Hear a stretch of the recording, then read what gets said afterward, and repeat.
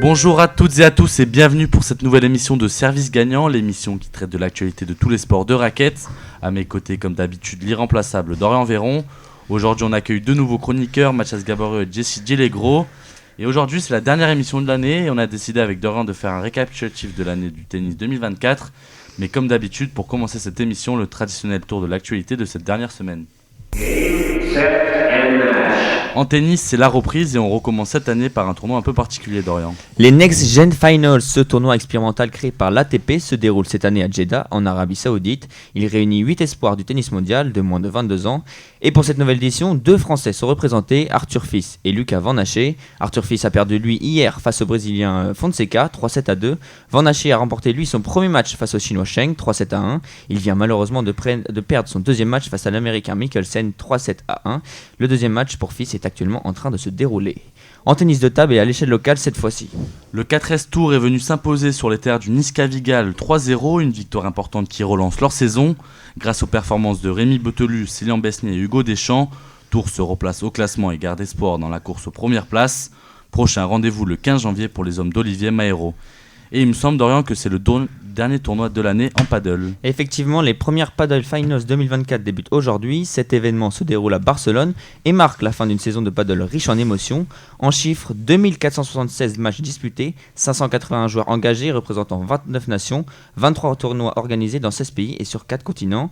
Les 16 meilleurs joueurs et joueuses s'affrontent donc pour déterminer les grands gagnants de cette année 2024. Et un hommage sera bien évidemment rendu à la légende qui a pris sa retraite en fin d'année, Fernando Belasteguin.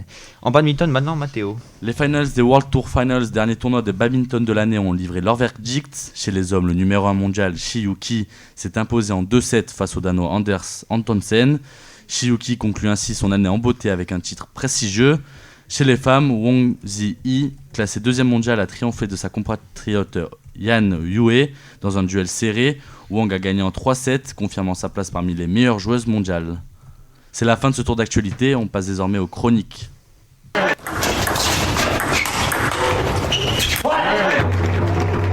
Alors que la saison 2025 de tennis est sur le point de débuter, quel bilan peut-on dresser des performances françaises en 2024 ? Entre satisfaction côté masculin et déception côté féminin, faisons le point avec Mathias Gaborio. Et oui, alors cette année 2024, elle a été marquée par des performances françaises remarquées sur le circuit masculin. D'abord avec Arthur Fils, tu en parlais tout à l'heure Dorian. Eh bien lui, il continue sa progression avec des résultats solides et il se place à la fin de l'année à la 20e place mondiale. Il a notamment remporté cette année 2 ATP 500, ceux de Tokyo et ceux de Hambourg. Alors que lui, de son côté, Hugo Humbert, il a su confirmer son potentiel avec 2 titres aussi, un à Dubaï et un à Marseille, mais surtout une première finale en Masters 1000 à Paris-Bercy. Il est récompensé d'une belle année donc, avec une très belle 14e place au classement mondial. Mais la révélation de l'année, ça reste quand même Mpetshi Perika.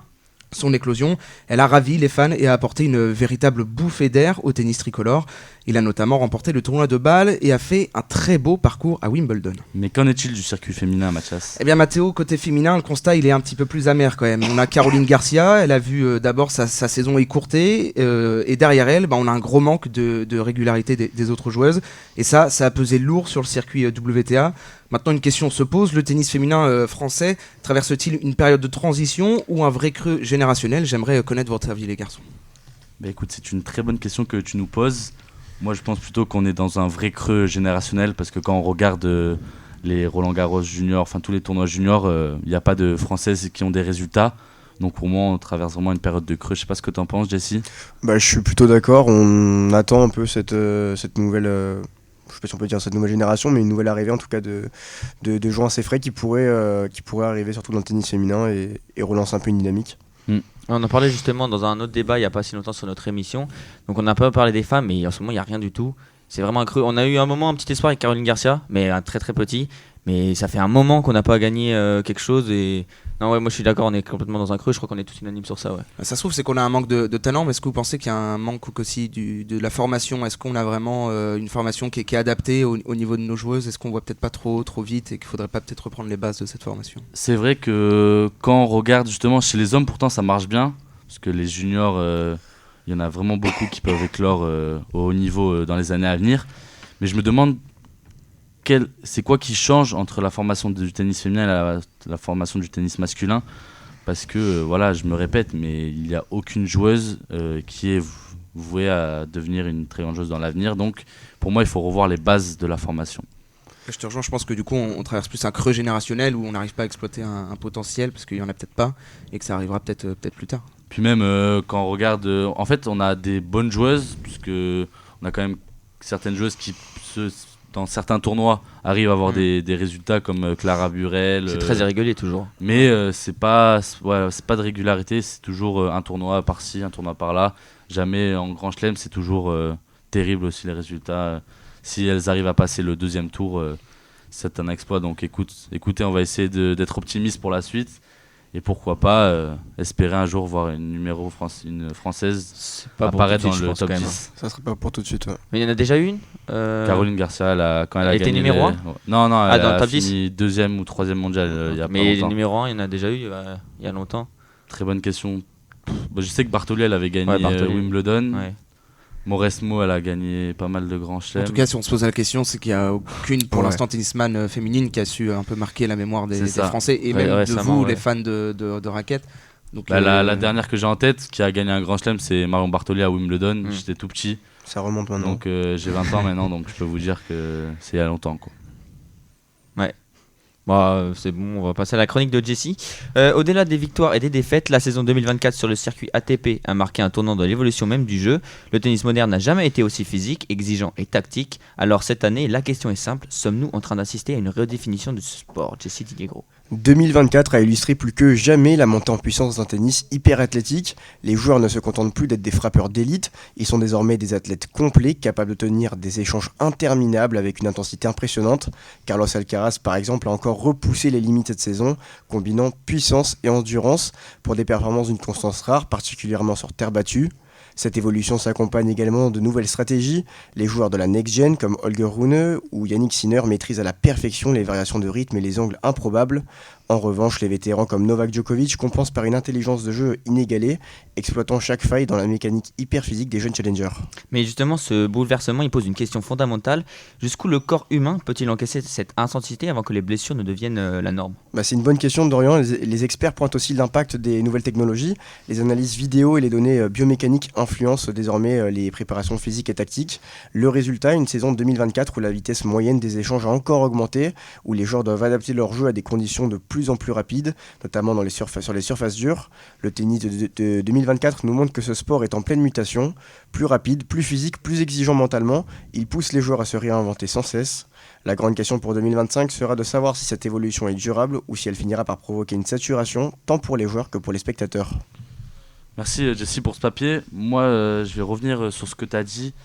Et c'est vrai qu'il y a beaucoup de joueurs qui sont à bout mentalement, qui font beaucoup d'overdose de tennis. Par exemple, en tête, j'ai Nick Kyrgios qui a pris une grande pause avec le tennis, puisque justement tous ces changements, ça lui a pas plu. Lui d'ailleurs, il est revenu, je crois, avec le nouveau concept de Mouratoglou. C'est ça, grâce au nouveau concept, exactement. Donc c'est vrai qu'il y a beaucoup de joueurs qui en ont marre de la routine en fait.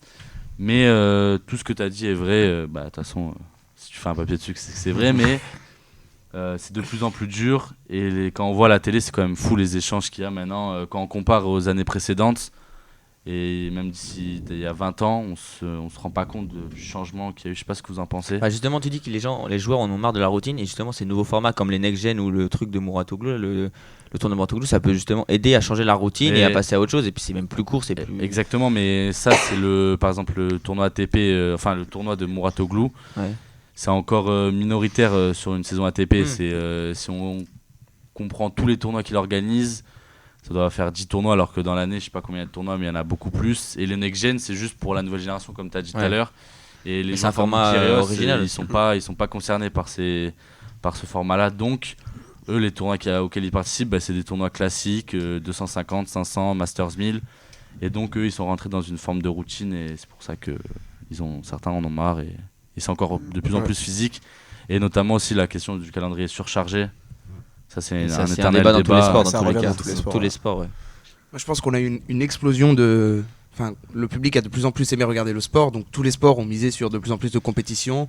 On en a là depuis 15-20 ans quand même, on a beaucoup développé ce genre de compétition et les joueurs ont grandi avec ces compétitions, ils les jouent de plus en plus et aujourd'hui c'est comme dans tout, eux c'est leur métier, ils font ça tous les jours et un métier où on fait ça, où le quotidien ne change pas, alors leur quotidien il est pas à plaindre mais au final ils font des tournois, ils les enchaînent, faire la même forme pendant toute une carrière, je comprends la lassitude et le besoin aussi de renouveau mais c'est pas propre. Exactement, puis même quand on voit sur une semaine d'un tournoi ATP, 250 ou 500 ou même Masters 1000, les joueurs ils vont pouvoir enchaîner un match de 3 heures et un jour après ils vont direct rejouer le tour d'après s'ils se qualifient, puis même des fois ils arrivent à participer aussi en tournoi en double, donc ça fait une surcharge de travail, de match, de physique, et donc c'est là où je rejoins Mathias et ils arrivent à une lassitude à la fin de la saison.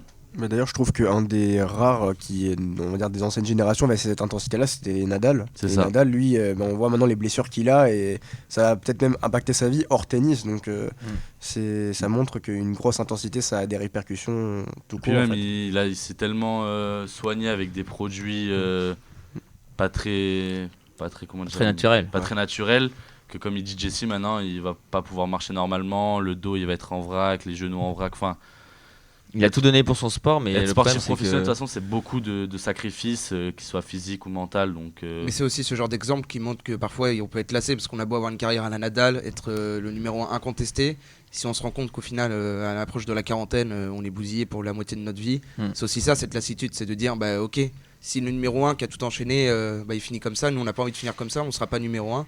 Est-ce qu'on peut pas changer la forme pour essayer de faire durer le plaisir et d'avoir une autre fin? Puis même quand on regarde sur une saison entière, il n'y a aucun joueur qui va participer à tous les tournois. Généralement, ils sont soit souvent blessés, ou alors ils vont prétexter une blessure pour justement éviter de participer à un tournoi, pour éviter justement de souffler, de prendre un nouvel air et de se concentrer sur des grands tournois à venir.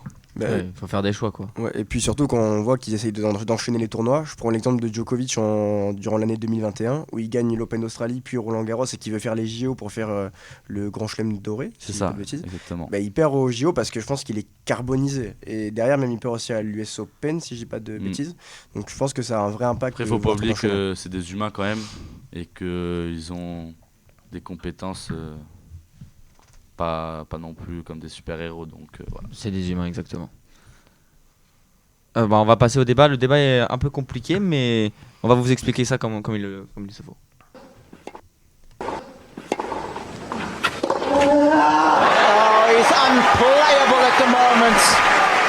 Et du coup, pour cette émission, aujourd'hui, on a décidé de partir sur un débat sur la nouvelle génération. Est-ce que pour vous, elle est prête à reprendre le flambeau qu'a laissé Djokovic, Federer ou encore Nadal? Jesse, je te laisse commencer. Ok.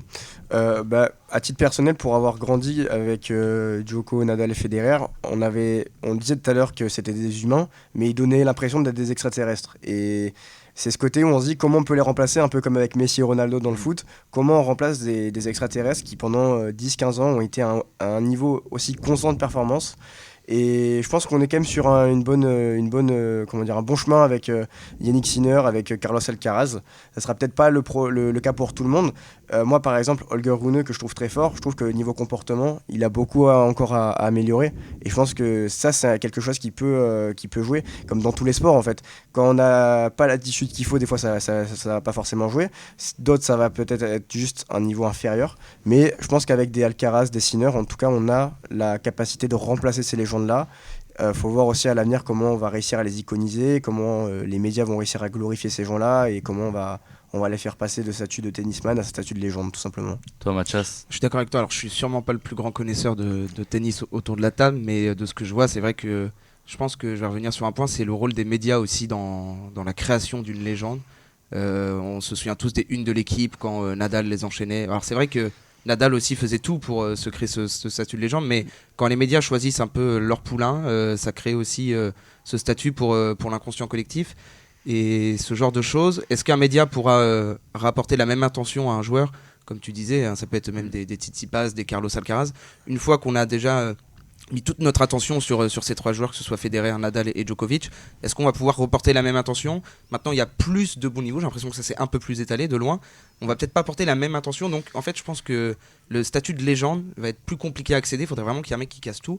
Mais j'en sais rien. Mais peut-être que si on mettait un Carlos Alcaraz à l'époque de Nadal, peut-être qu'on aurait réussi le Big Four avec un Carlos Alcaraz qui aurait tout le droit à une meilleure médiatisation. Moi, là où je rejoins Mathias, c'est que pour moi, dans les années à venir, on va plus avoir des titres de Grand Chelem partagés entre Alcaraz, Sinner, Runeux, même attention maintenant à Fonseca, le Brésilien, et pourquoi pas Arthur Fils, dans le sens où je vois pas parmi eux un joueur qui est capable, comme Nadal, de gagner 14 Roland Garros, ou comme Federer de gagner 10 ou 11 ou Wimbledon. Enfin, parmi ces 4 joueurs, ils sont tellement complets sur toutes les surfaces que pour moi, ils vont se valoir jusqu'à la fin de leur carrière.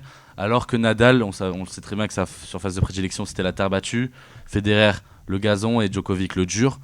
Et c'est pour ça que chacun a régné dans sa surface de prédilection, dans ses grands chelems. Et pour moi, la nouvelle génération est prête à reprendre le flambeau, mais je vous rejoins dans le sens où on les traitera pas de légendes, pour ma part en tout cas. Même si ce qu'ils sont en train de faire, c'est quand même très très fort. Par Après, exemple, de quel flambeau on parle? Si flambeau c'est remporter des titres des grands chelems, ces gars-là sont capables de le faire. Alors peut-être pas 14, mais ces gars-là montent tout le long de la ligue justement qui sont capables de le faire et plutôt bien. Le avec flambeau, c'est plutôt l'aura. Enfin, l'aura Ouais. dans le sens Nadal, c'est le modèle à suivre pour tellement de joueurs de tennis. Et je sais pas, par exemple, un Sinner, avec l'affaire dans laquelle il est embourbé à l'heure risque de actuelle, le suivre, ouais. ça entache un peu son image. Et je me dis qu'un petit, il va pas prendre comme exemple quelqu'un qui a des suspicions de dopage. Et donc, c'est plutôt ce flambeau-là, en fait, un mélange entre ses performances sportives, mais aussi son comportement extra-sportif. Et on le sait, comme on avait fait avec Dodo, une émission spéciale Nadal, où Nadal était vraiment considéré comme un joueur irréprochable en dehors du terrain. Il est adoré du circuit. Bien sûr. Donc voilà, Dorian, on n'a Mais, pas encore ton avis. Ce qu'a fait Nadal, Djokovic et Federer, pour moi, c'est hors du temps. Et pour moi, faut pas dire qu'ils sont prêts à reprendre le flambeau ou pas. C'est à eux de créer leur histoire. Et si on leur met trop la pression déjà, faut pas que les médias, même nous, ou même eux-mêmes, se mettent la pression à eux parce que après ils vont pas y arriver, et ils vont perdre en niveau. Faudrait qu'ils soient réguliers, mais sans se comparer à Nadal, Federer ou Djokovic, parce que ce qu'ils ont fait, c'est vraiment hors du temps. C'est autre chose. Ils ont créé leur histoire. À maintenant, aux nouveaux comme Alcaraz, comme Tsitsipas, comme Runeux, comme Sinner, de créer leur propre histoire et de. Après, je pense qu'ils sont tellement préparés à la pression médiatique que pour eux, qu'on en parle ou pas dans les médias, ils sont préparés, quoi. Ça, c'est partout dans tous les sports.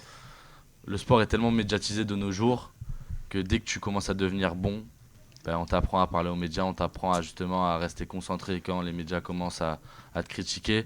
Par exemple, un Sinner, il arrive, il est hué par les spectateurs, il est mal vu dans tous les journaux. Il arrive, il gagne le Masters, il gagne, je sais plus c'est quel tournoi, je crois que c'est Shanghai, le Masters 1000 de Shanghai. Il arrive, il le gagne alors que tous les spectateurs ils le sifflent. Enfin, c'est quand même dingue la pression qu'ils ont. Mais je parle pas de cette pression-là, mais justement cette pression de les comparer justement aux 3 titans qu'on a vus avant. Enfin, faut les laisser dans leur bulle et faire ce qu'ils ont à faire, mais pas les comparer aux autres. C'était un temps avant. Qu'ils le refassent ou qu'ils le refassent pas, dans tous les cas, c'est une histoire qui a été créée. Maintenant, il faut créer une autre histoire avec de nouveaux joueurs. Et comme tu l'as dit, il y en a plein, donc ils vont se partager les trucs. Ils feront peut-être aussi bien, mais je pense pas qu'ils feront aussi bien. Mais ça sert à rien de le comparer. Il faut les laisser faire ce qu'ils vont. Même s'ils prennent 4 grands chelems, ce sera des immenses joueurs dans le tennis et il faut les laisser comme ça. Je suis d'accord avec toi, Dorian. En fait, c'est qu'on a aussi besoin que ça soit aussi bien que Djokovic, Nadal et Federer. Si c'est un peu moins bien, mais que c'est quand même des performances exceptionnelles, est-ce qu'on va quand même réussir à profiter? Je pense que oui. Donc, si c'est pas aussi bien, est-ce qu'on va savoir? Ah, Matteo est pas d'accord. En fait, on s'est habitué à un niveau tellement ahurissant qu'aujourd'hui, on n'a plus le prime de Ronaldo et Mbappé. On prend quand même du plaisir à voir certains joueurs. En fait, on s'est tellement habitué au max que maintenant on a l'impression qu'on est dégoûté parce qu'on a juste les meilleurs, alors que les meilleurs ils font quand même le taf. C'est ça. Et est-ce que c'est pas tout le monde apprécie le tennis? Est-ce que c'est pas le côté nostalgie qui nous fait dire aussi que ça c'était le meilleur, alors que peut-être que Sinner, Alcaraz ça sera tout aussi bien, mais pour nous ça sera moins bien parce que dans notre, on va dire, imagination, dans notre tête, c'est toujours forcément de fait déjà moins bien que. Mais oui, mais surtout que là on a une rétrospective trop courte. On considérait le foot anglais elle est la fin du 21e comme le foot le plus abouti du monde. On a bien vu qu'après on a des équipes singulières comme un Manchester City ces dernières années, un Barcelone de Pep, un Barcelone de ce genre d'équipe qui C'est parfois arrive à... Parfois, ça se trouve, on aura un joueur qui pendant 2 ans va tout gagner, on va se dire c'est le nouveau, au final ça va pas perdurer. Mais C'est on ça. a ces petites créations de Ouais. légendes d'un moment de sport à un moment donné. En tout cas, le tennis, pour moi, de très très belles années devant lui, avec notamment des pépites. Avec le Next Gen, là, on voit les nouvelles Ouais. pépites qui vont éclore pour moi dans cette année 2025.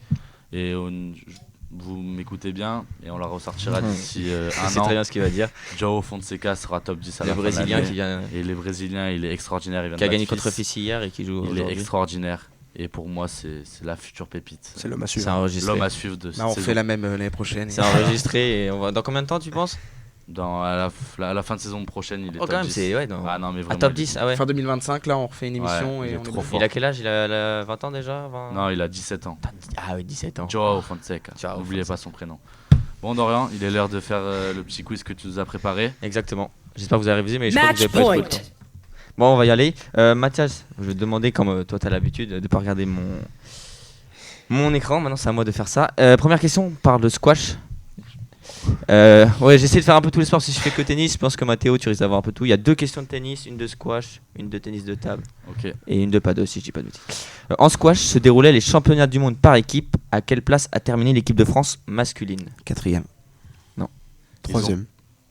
Jessie. Ils ont perdu en demi-finale face à l'Égypte. Exactement. Et ouais, En fait, oui, 4e. En fait, j'aurais pu te le compter. 4e, c'est bon. Parce que c'est 3e ex aequo. Il y a pas de petite finale. Vas-y, je te compte le point, Mathias. Ils ont fini 3e. Donc, Non, comme mais tu- donne à Jesse, il a eu 3e quand même. Mais en soi, c'est 3 et 4e, c'est la même chose. Parce qu'il n'y a pas de Mais- petite finale. Et dès que tu perds en On demi-finale, peut dans pas tous les cas, avoir t'as la deux médaille points, de sinon. bronze. On peut pas avoir Y a tous les pas- 2 points sinon. Ouais, Non, mais si tu voulais donne, à, donne à Jesse, donne à Jesse. Donc comme tu l'as dit, ils ont perdu en demi-finale face à l'Égypte. L'Égypte qui est le pays du squash, exactement. Vraiment. Et l'équipe de France féminine, si jamais, pour vous partager, elle a terminé combien? Deuxième. Non. Ouais, je teste. 5e. Ils ont perdu en 8e.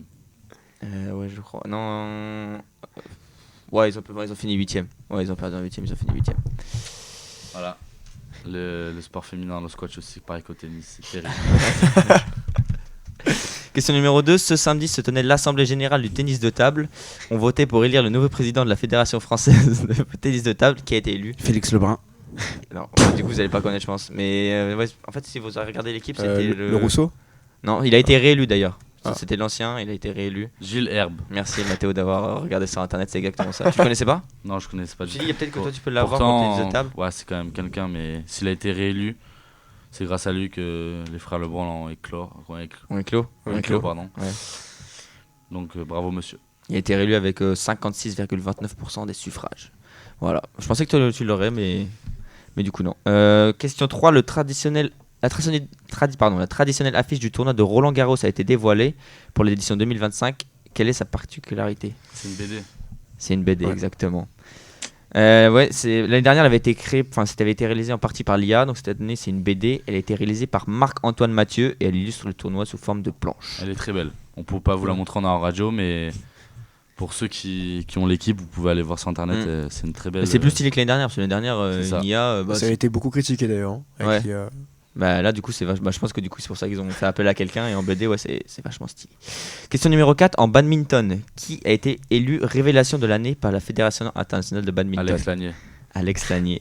Alex Alex Lanier, 19 ans, le français. Il est récompensé pour sa saison par le prix de la meilleure progression. Et il a notamment réussi à atteindre le 15e rang mondial. Ouais, c'était le premier français à gagner un tournoi aussi en Chine ou au Japon. C'est vraiment la future pépite avec les frères Popov. Et ça peut donner quelque chose, ça? Bah, Pour, ça peut. par exemple, les JO 2028, ça peut, ouais, ça peut, Ouais. ça peut. En Même individuel? les frères Popov ou encore en double mixte, Jikel Delru, la paire. Ouais. On a, pourquoi pas, de belles années à venir en badminton pour moi aussi.